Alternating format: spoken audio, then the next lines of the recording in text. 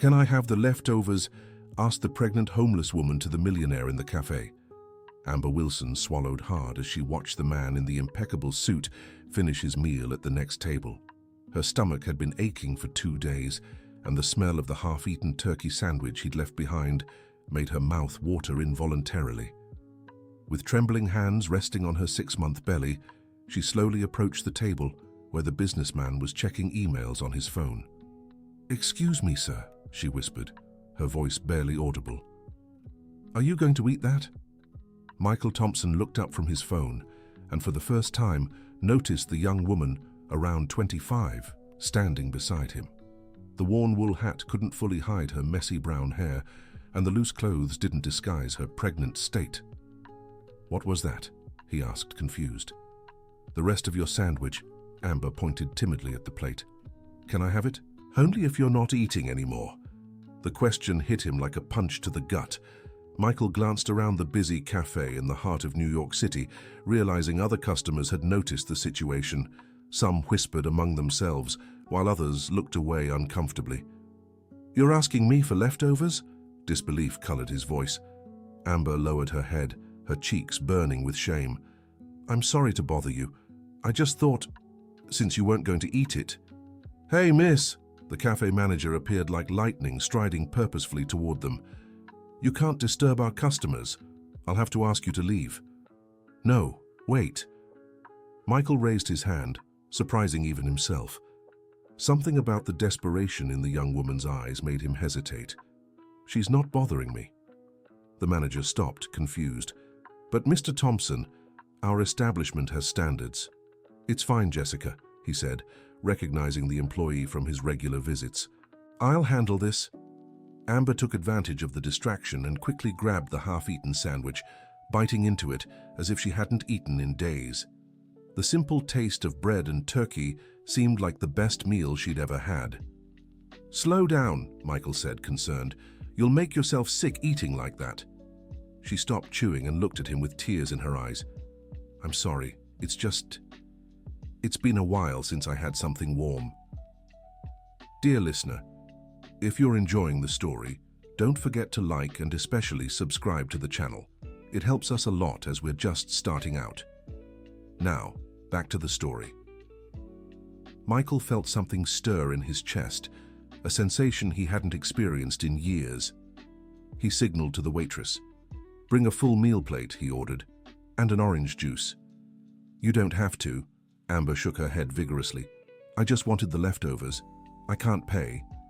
"I didn't ask for your opinion on what you need," he said, sharper than intended. "And who said anything about you paying?" She studied him for a moment, as if trying to understand his motives. "Why are you doing this?" "I don't know," Michael answered honestly. "Maybe because my mother taught me that pregnant women shouldn't go hungry." When the meal arrived, Amber ate slowly, savoring every bite. Michael couldn't stop watching her, intrigued by the grace she maintained despite her circumstances. "What's your name?" he asked when she finished. "Amber Wilson." "And where do you live, Amber?" She hesitated before answering. "The shelter in Williamsburg, but only until Friday. After that, I don't know yet." "What happens on Friday?" "The shelter's closing. They say it's for renovations, but everyone knows it's just an excuse to get rid of us." Michael sipped his coffee as he processed the information. The advanced pregnancy, the lack of housing, the way she spoke, it didn't add up. "Do you have family?" "Not anymore." Amber lowered her eyes. "My parents died when I was a teenager. I was raised by my grandmother, but she's gone now too." "And the baby's father?" Her face closed off completely. "He wants nothing to do with us." Michael paid the bill in silence, watching as she carefully tucked the used napkins into her worn-out bag. Every gesture revealed someone used to making the most of everything, wasting nothing. "Amber," he called as she stood to leave. "Do you have any education? Studied anything?" "Business administration," she replied with a hint of pride in her voice. "I graduated 2 years ago from New York State University." The answer caught him off guard. A business graduate begging for leftovers on the street. The story didn't add up. How does someone with a degree in business end up? Begging for food, she finished without bitterness. Life sometimes takes turns we don't expect, sir. Michael Thompson. Mr. Michael, she extended her hand. Thank you for the meal. I'll remember this kindness forever. When she left, Michael remained seated for long minutes, absently stirring his cold coffee. There was something about Amber's demeanor that unsettled him. It wasn't submission or self-pity. It was wounded dignity, but not broken. That night in his penthouse on the Upper East Side, he couldn't get the young woman out of his mind. He paced his home office, glancing at the diplomas on the wall, the photos of his business achievements, but it all felt hollow compared to the image of a pregnant woman asking for scraps. He called his personal assistant, Jennifer Parker. "Jennifer, I need you to do some research for me," he said when she answered. "Of course, Mr. Thompson, about what?" "I want to know everything about the temporary shelters in Williamsburg, especially one closing this Friday." "A social responsibility project?" "Something like that. And Jennifer, it's confidential." The next morning, Michael woke earlier than usual. He put on casual clothes, something he rarely did, and drove to Williamsburg. The shelter wasn't hard to find, an old two-story building with a discreet sign at the entrance. Amber was sitting on the front steps, watching the street. She wore the same clothes as the day before but had tried to comb her hair. "Mr. Michael?" she asked, surprised to see him approach. "Good morning, Amber. Mind if I sit?" She made room on the step, clearly confused by his presence. "What are you doing here?" "Thinking about our conversation yesterday," he settled beside her. "You said you studied business." "I did. What area do you want to work in?" Amber laughed dryly. "Want is a strong word. I've tried several fields, HR, finance, even sales, but when they find out I'm pregnant, they don't hire you." "Exactly. And now, with my belly showing more, it's even harder." Michael watched the pedestrians rushing by, each absorbed in their own problems. "What if I offered you a job?" Amber turned to him so quickly she nearly lost her balance. "What?" "I run a business consulting firm. We're always looking for qualified people." "You barely know me." "I know you're polite, educated, and in need. Sometimes that's enough to start." Tears welled in Amber's eyes. "Is this for real?" "Very real. You can start Monday if you want. But I won't have a place to stay after Friday." "One thing at a time," Michael stood. "First, let's sort out the job. We'll figure out the rest later." He handed her a business card. "My office is on Wall Street, Monday, 8 o'clock. Amber held the card as if it were treasure. "Why are you doing this for me?" Michael paused halfway to his car and turned back. "Maybe because I've been on the other side. Maybe because I believe everyone deserves a second chance." He didn't really know why. He just knew he couldn't get her image out of his head. Over the weekend, Michael caught himself thinking about what he'd do with Amber at the company. Jennifer had discreetly looked into it and discovered the shelter really would close indefinitely. 23 people would be left homeless, including Amber. Monday arrived cloudy and cold. Michael got to the office early, anxious in a way he didn't understand. Jennifer was already there, as usual, organizing the day's schedule. "Good morning, Mr. Thompson," she greeted, noticing his expression. "Is everything all right?" "Jennifer, we're having a new employee today, Amber Wilson. She should be here by 8. "A new employee?" Jennifer stopped typing. "We didn't have any selection process." "It wasn't necessary. I selected her myself. But sir, we have procedures that sometimes need to be flexible," he cut in. "Prepare the onboarding paperwork. She'll work as a junior administrative assistant." Jennifer jotted notes on her pad, but Michael noticed the tension in her shoulders. In 5 years as his personal assistant, she'd never questioned his decisions like that. 8 o'clock came and went. 8:15. 8:30. "She didn't show," Jennifer remarked. "It's too early to say that." But by 9, Michael had to admit Amber wasn't coming. He called the building's front desk. "Frank, has an Amber Wilson come by downstairs?" "No, Mr. Thompson, just the usual staff." Michael hung up, unsettled. He tried to focus on work, but with each passing hour, he grew more worried. By 2 in the afternoon, he couldn't take it anymore. "Jennifer, I'm leaving. If anyone calls, tell them I'll be back tomorrow." "But sir, there's the meeting with the partners from American Builders." "Reschedule it." Michael drove to Williamsburg like a man possessed. The shelter's doors were locked. A sign said the place was closed for renovations. He asked nearby shopkeepers, but no one knew where the shelter's residents had gone. He drove around the surrounding streets until sunset, searching for Amber. He returned home frustrated with a strange feeling in his chest. It was like he'd lost something important, though he didn't know what. The next morning, he decided to go back to the cafe where he'd met her. Maybe she'd show up there again. "Mr. Thompson," the manager, Jessica, came to greet him. "Your usual table?" "Actually, Jessica, I wanted to ask you something. That young woman who was here the other day, the one who asked for leftovers," her expression hardened. "I hope she hasn't been bothering you again. Did she come back?" "Not inside, but I saw her yesterday on the sidewalk out front looking in. I called security to make her leave." Michael felt anger rise in his chest. "You did what?" "Sir, people like that drive away customers." "That person has a name. It's Amber Wilson. And if she comes back, you'll treat her with the same respect as any other customer." Jessica looked embarrassed, confused by the businessman's reaction. "Of course, Mr. Thompson, whatever you say." Michael left the cafe and walked around the area for an hour searching for Amber. He asked street vendors, people at bus stops, anyone who might have seen a pregnant woman in a wool hat. It was at a diner 2 blocks away that he finally got a useful lead. The pregnant girl. The cashier thought for a moment. "I think I saw her yesterday. She was sleeping under the awning of the clothing store on the corner." Michael rushed to the spot. The awning was empty, but there were signs someone had slept there. A piece of cardboard on the ground, a few cookie wrappers.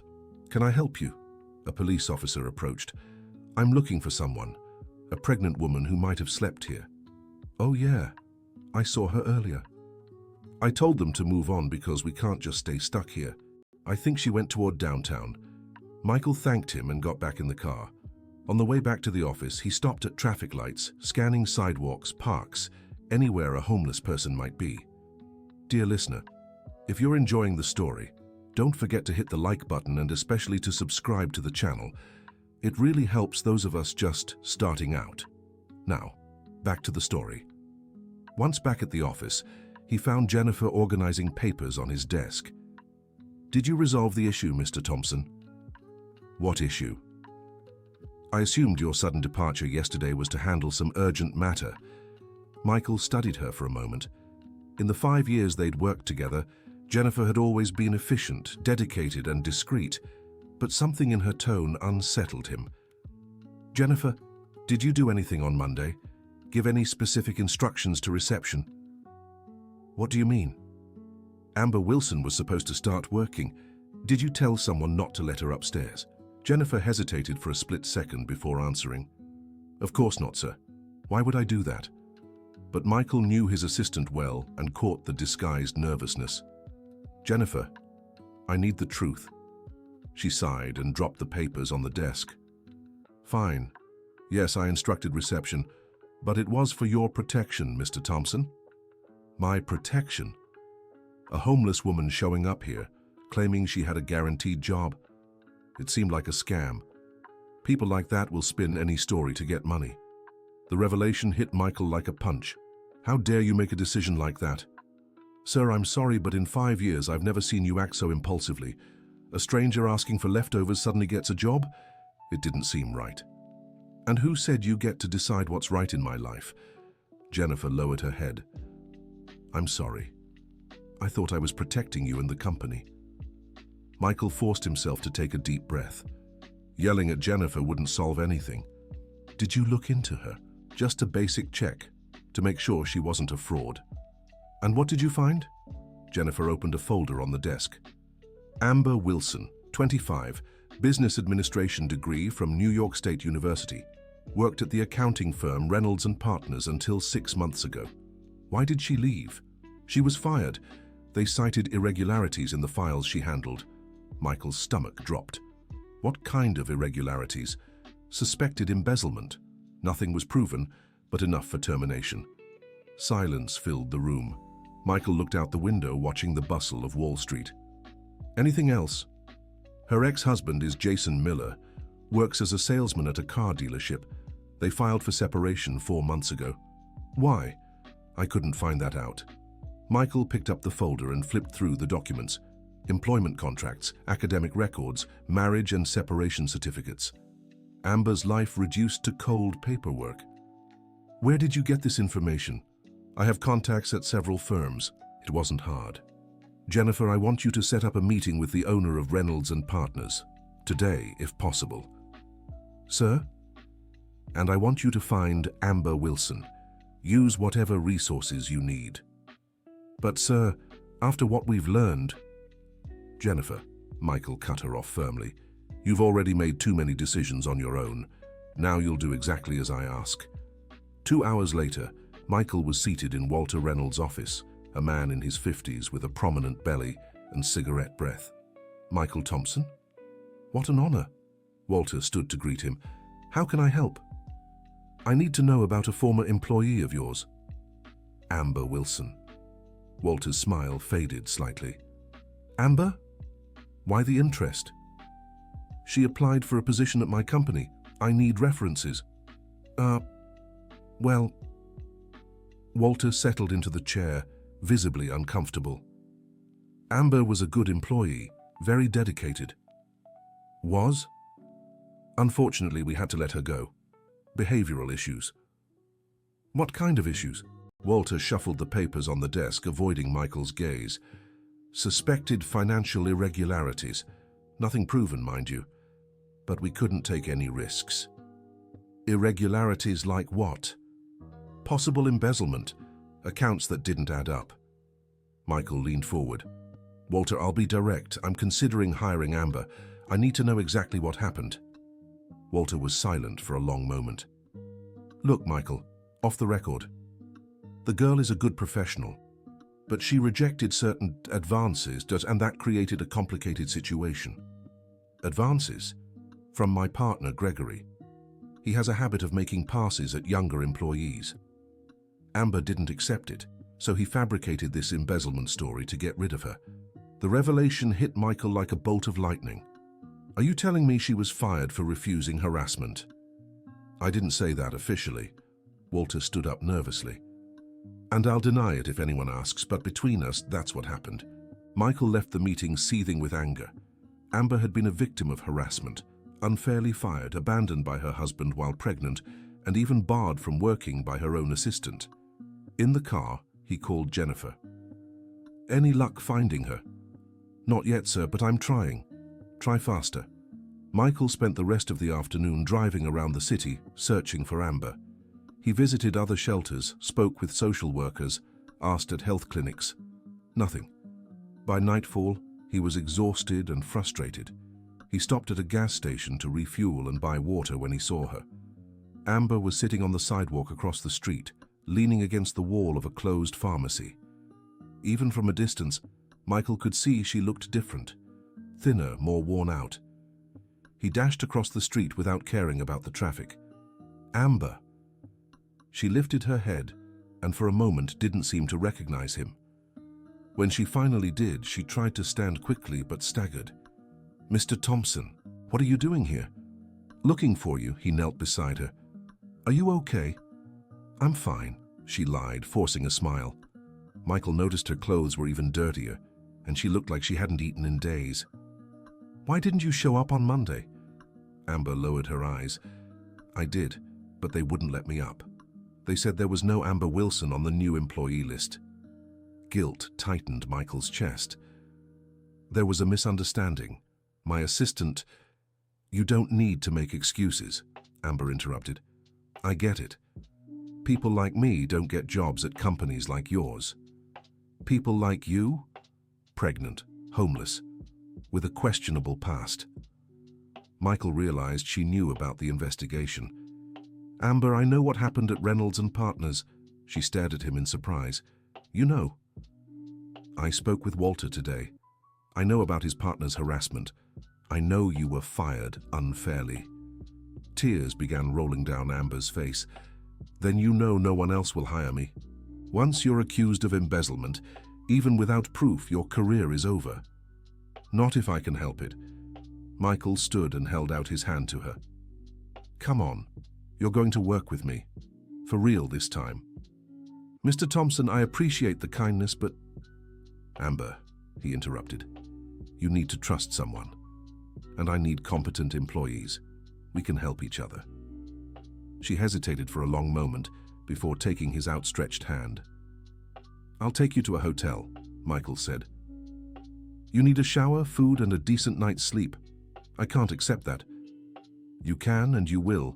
Consider it an advance on your salary. At the hotel, Michael asked the manager to prepare the best available room. While Amber went upstairs to wash up and rest, he stayed in the lobby gathering his thoughts. He called Jennifer. I found Amber. She starts working tomorrow. For real this time. Sir, about Monday. I'm truly sorry. We'll talk about that tomorrow. For now, I want you to prepare everything for her onboarding. Of course, any specific guidance about the department. She'll be working directly with me, as an administrative assistant. There was a pause on the other end of the line. With me, sir? You'll be handling external projects. Amber will take care of internal demands. After hanging up, Michael realized he'd made the decision without much planning, but something told him he was doing the right thing. The next morning, Amber appeared in the hotel lobby unrecognizable. She had washed and combed her hair, was wearing simple but clean clothes, and there was a new spark in her eyes.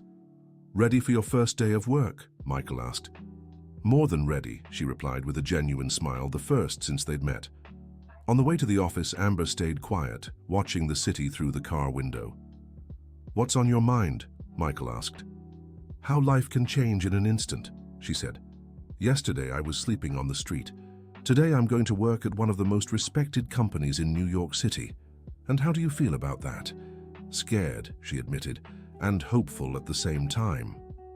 At the office, Jennifer greeted Amber with professional courtesy, but Michael noticed the thinly veiled coldness.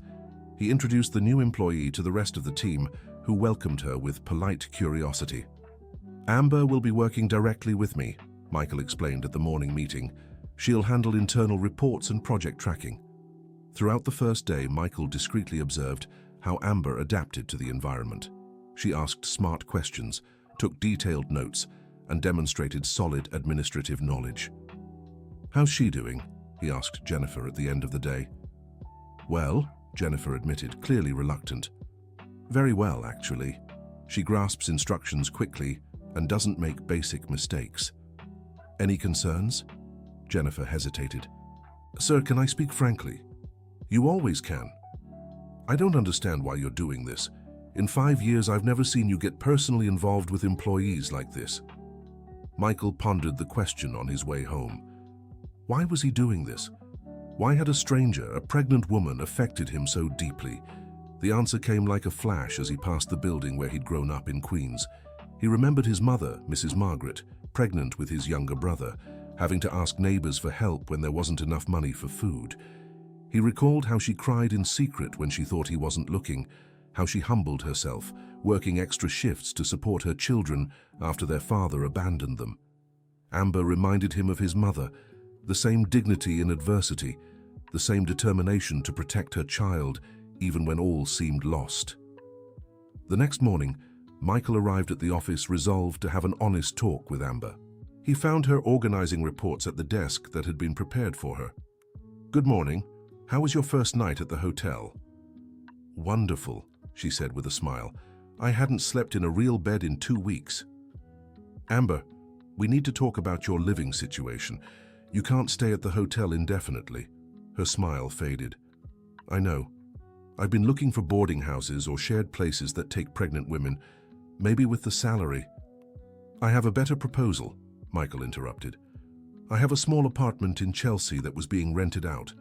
The tenant moved out last month, and I haven't listed it again yet. Mr. Michael, I can't afford rent in Chelsea. Who said anything about paying? Consider it part of the company's benefits package. Amber stared at him in disbelief. That doesn't exist.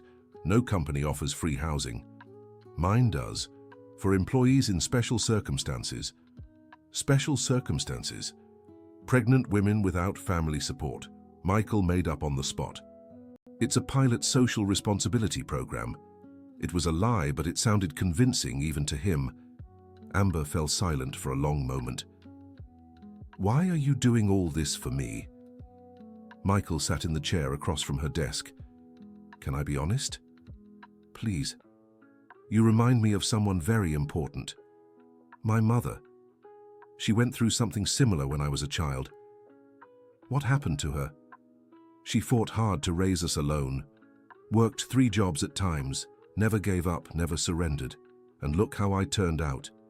Amber wiped away a stubborn tear. Where is she now?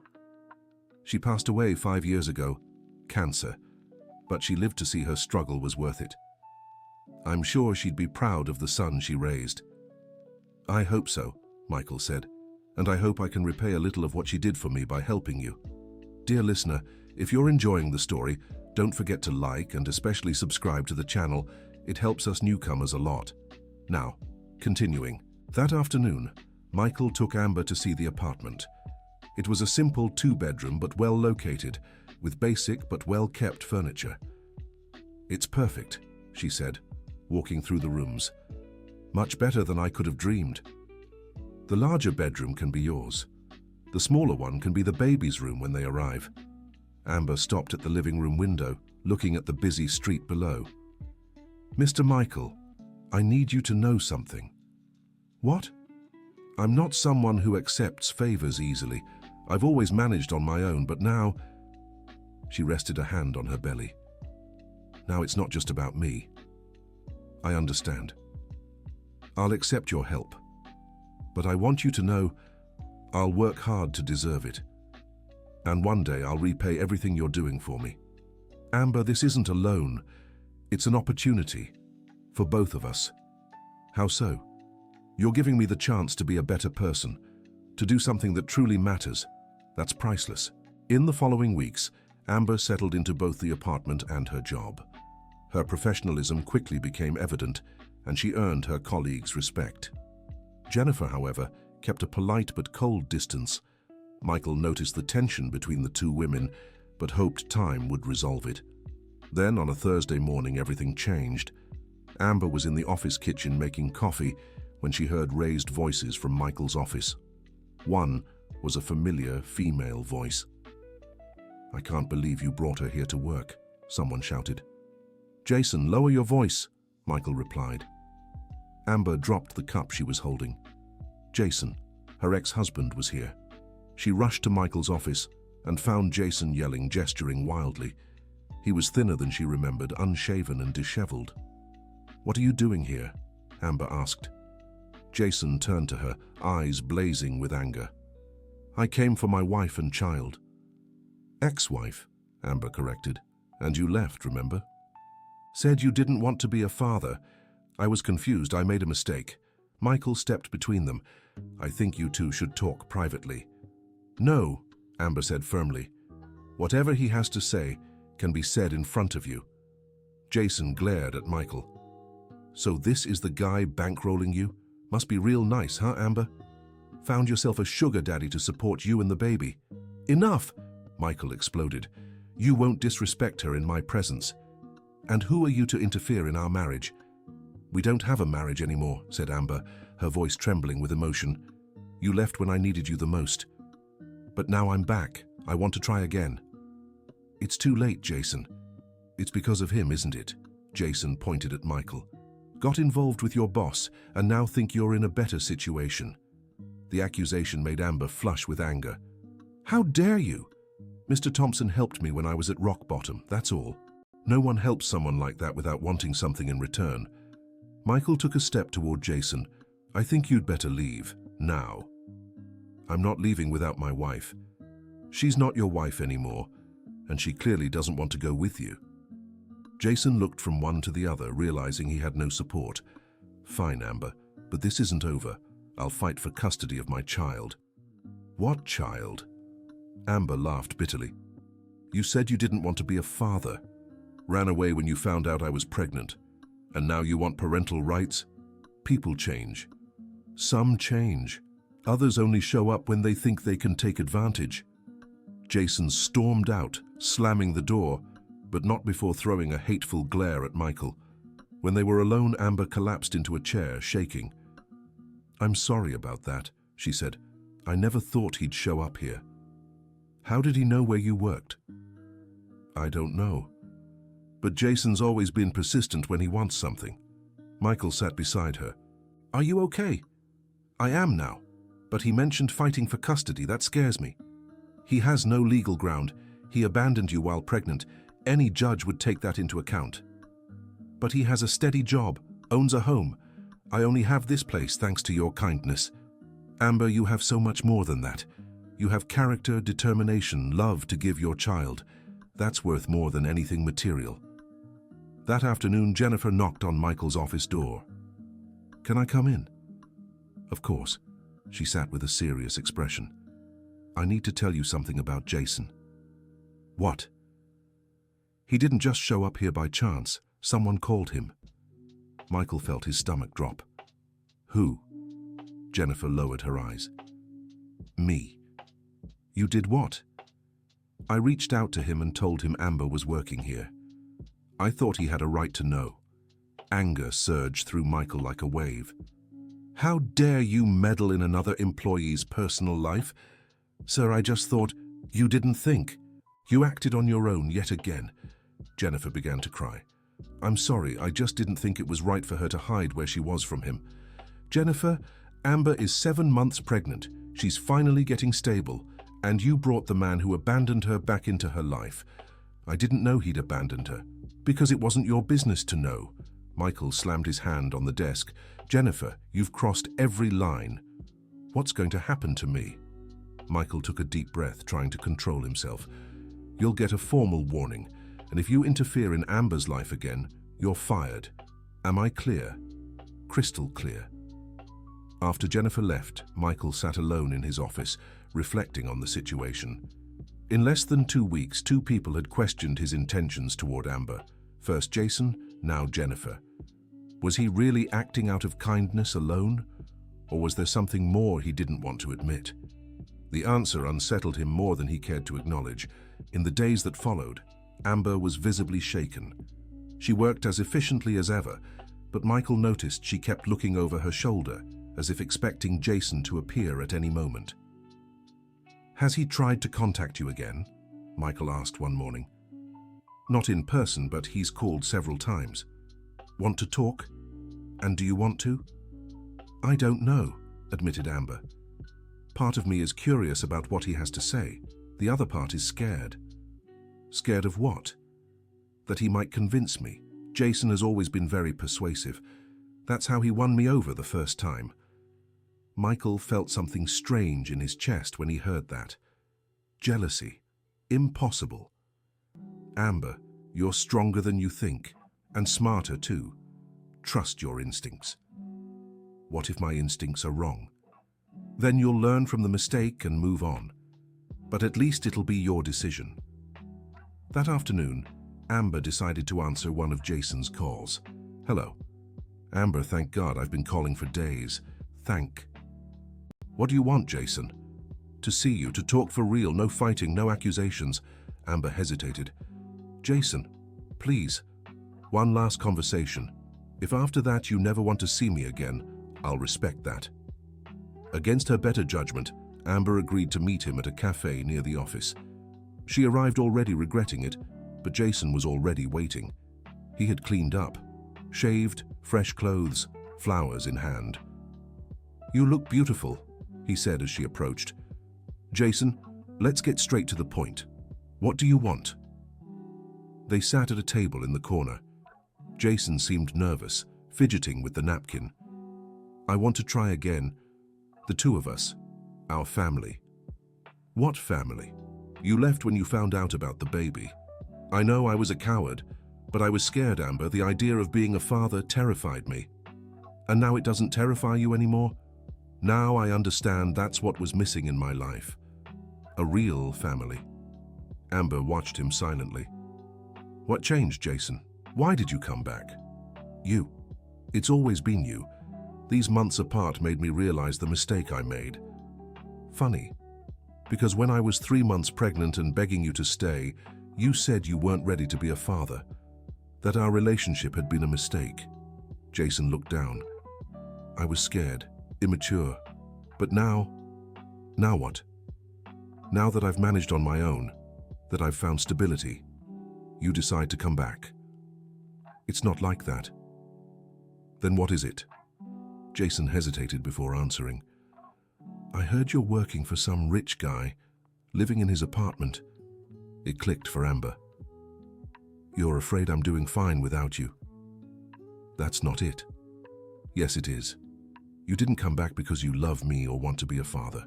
You came back because you can't stand the idea that I've moved on. Amber, that's crazy. It's crazy. Then explain why you didn't show up when I was sleeping on the street. Why you didn't show up when I was begging for food at cafes. Why only now that I have a job and a place to live? Jason stayed silent. You can answer, Jason, I'm waiting. I didn't know you were going through that. Of course you did. New York City isn't that big. If you wanted to find me, you would have. Amber stood up. Jason, you're this child's biological father. And if you want to be part of his life after he's born, responsibly and consistently, I won't stop you. But there's nothing left between us. Amber, wait. There's nothing left, she repeated, and walked out of the cafe. On her way back to the office, Amber felt as if a weight had been lifted off her shoulders. The conversation with Jason had clarified so much for her. She found Michael in his office, working on reports. How did it go? He asked without looking up from his papers. Eye-opening, said Amber, sitting in the chair across from his desk. Want to talk about it? He didn't come back out of love, he came back out of wounded pride. Michael stopped writing and looked at her. Are you sure? Absolutely, and you know what else. I feel relieved. Why? Because I finally closed a door that should have been closed months ago. Jason is part of my past, and I'm ready to build a new future. Something in Amber's gaze made Michael's heart race. What kind of future? I don't know yet, but I know I want it to be a future where I'm respected, where my child is loved, where I can use my talents to help others. That sounds like a great future, and I want it to be a future where the people who truly care about me are part of it. Their eyes met and lingered for a long moment. Michael felt something stir in his chest, something he'd tried to ignore for weeks. Amber, Mr. Thompson, can I ask you a personal question? Of course. Why did you never marry? Never have children? The question caught him off guard. I never found the right person, I guess. What do you mean? I was always focused on business, building the company, expanding, growing. By the time I realized it, I was 40 and alone. And you don't miss it? Having someone to share your achievements with? Michael thought about the question. Until recently, no, but lately, he hesitated. Lately? Lately, I've been thinking I might be missing the most important things in life. What things?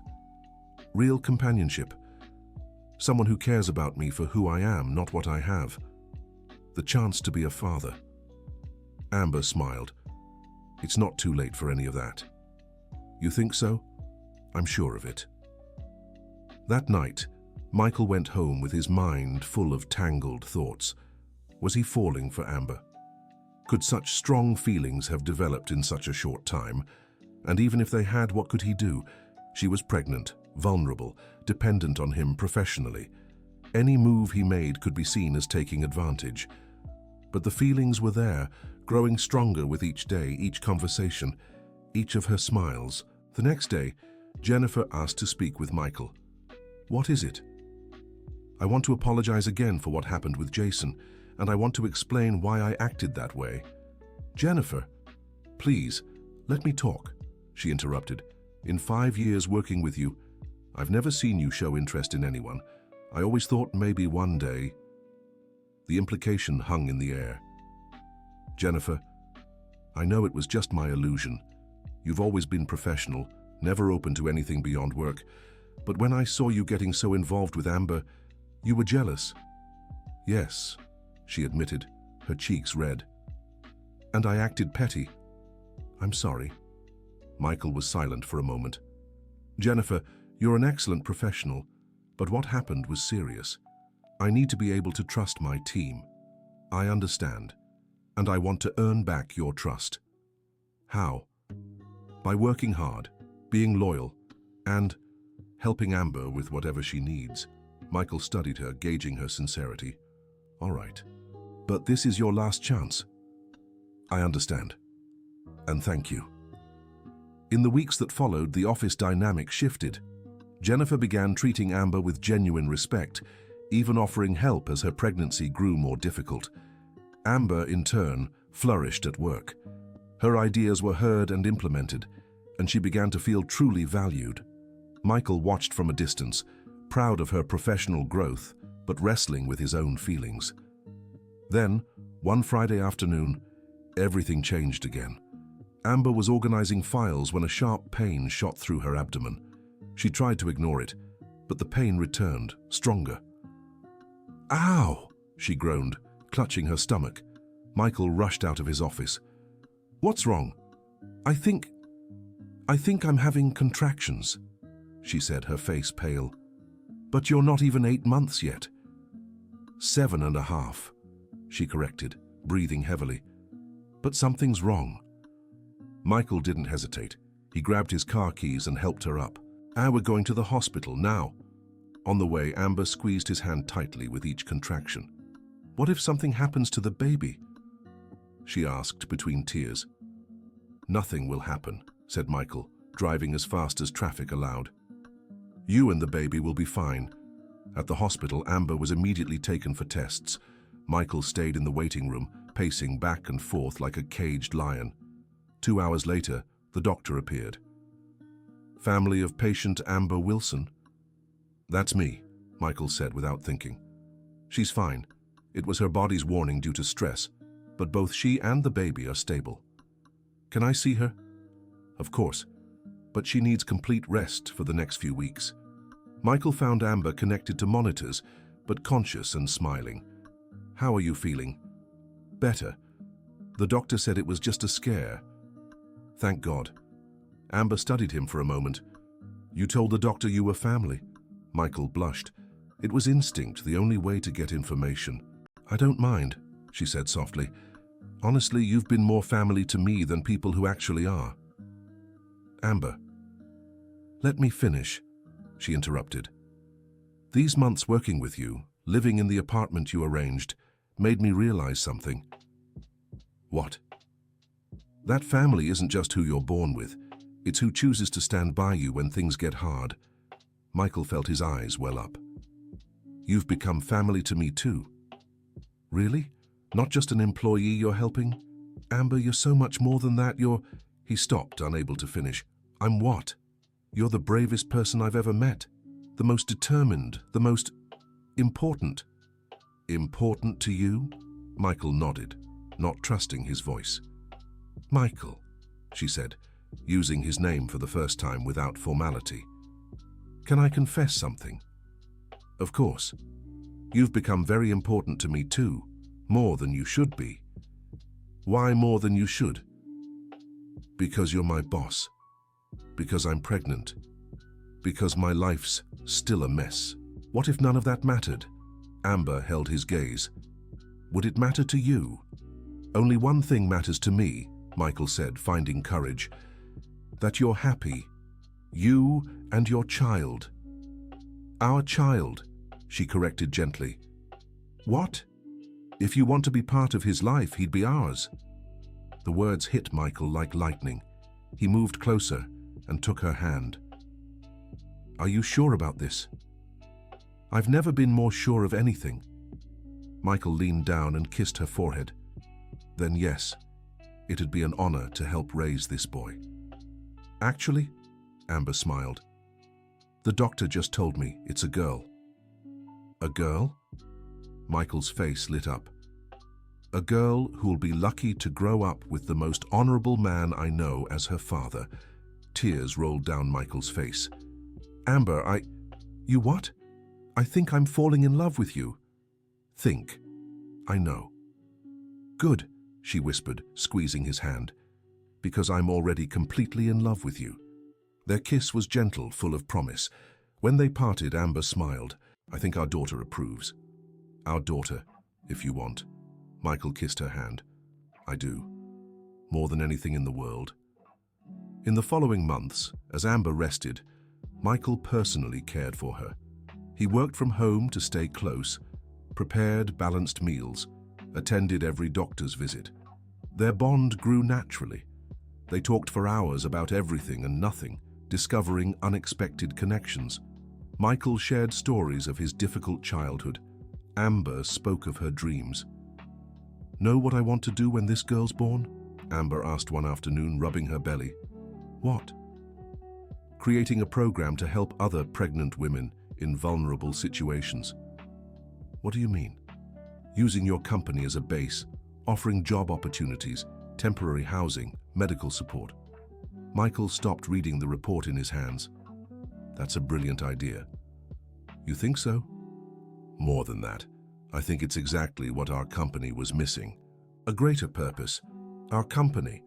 "Well," Michael smiled, "I was thinking of making you an offer. How about becoming my business partner?" Amber stared at him, stunned. "Partner?"